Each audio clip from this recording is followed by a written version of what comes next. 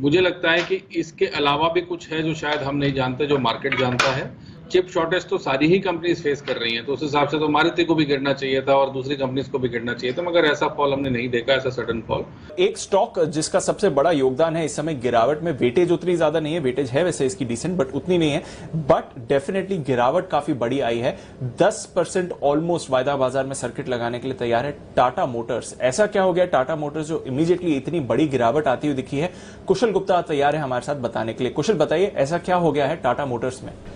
बिल्कुल, तो लगातार गिरावट जो है हमें आज इस स्टॉक में देखने को मिल रही है और जिस तरह से अपडेट आते हुए दिखे कंपनी की तरफ से, वो थोड़े से जो है निवेशकों को परेशान कर रहे हैं।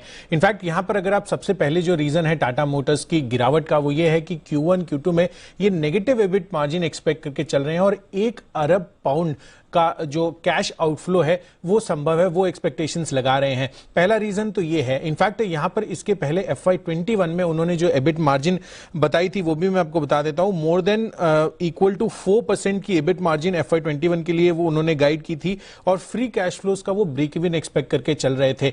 तो उसके मुकाबले अगर आप अभी देखें तो Q1 और Q2 में यहां पर एक्सपेक्टेशंस जो बन रही है वो टाटा मोटर्स की तरफ से वो नेगेटिव साइड पर देखने को मिल रही है। इनफैक्ट यहां पर दूसरा जो बड़ा कारण है वो है चिप शॉर्टेज का, और चिप शॉर्टेज वो ये एक्सपेक्ट करके चल रहे हैं कि यहां पर जो इनकी होलसेल वॉल्यूम है Q1 के मुकाबले जो Q2 में ज्यादा चिप शॉर्टेज होती हुई दिखेगी, ये एक बड़ा ट्रिगर जो है इनकी तरफ से ये डेवलप हो रहा है। क्योंकि आमतौर पर हम एक्सपेक्ट करते हैं कि क्वार्टर ऑन क्वार्टर बेसिस पर चिप शॉर्टेज की जो परेशानी है वो कम होती हुई दिखेगी, बट उसके विपरीत यहां पर ये एक्सपेक्ट कर रहे हैं कि Q2 में चिप शॉर्टेज Q1 के मुकाबले ज्यादा होगी। इससे इनकी जो होलसेल वॉल्यूम है वो उनके जो पहले से प्लान्ड होलसेल वॉल्यूम्स के लेवल्स थे उससे 50% कम रह सकती है। तो ये जो दो बड़े कारण हैं, इसकी वजह से कहीं ना कहीं निवेशकों को जो है यहां पर गिरावट हमें देखने को मिल रही है, जिस तरह से इनके तरफ से ये अपडेट आते हुए नजर आए हैं। बिल्कुल, तो एक तरह से बाजार को चौंकाने वाला अपडेट आते हुए दिखा है। चिप शॉर्टेज की वजह से वॉल्यूम्स पर असर पड़ेगा। होलसेल वॉल्यूम्स जो पहले अनुमान था उससे 50% कम रह सकते हैं कंपनी की तरफ से, और कैश फ्लो पर भी नेगेटिव इफेक्ट आते हुए दिखेगा।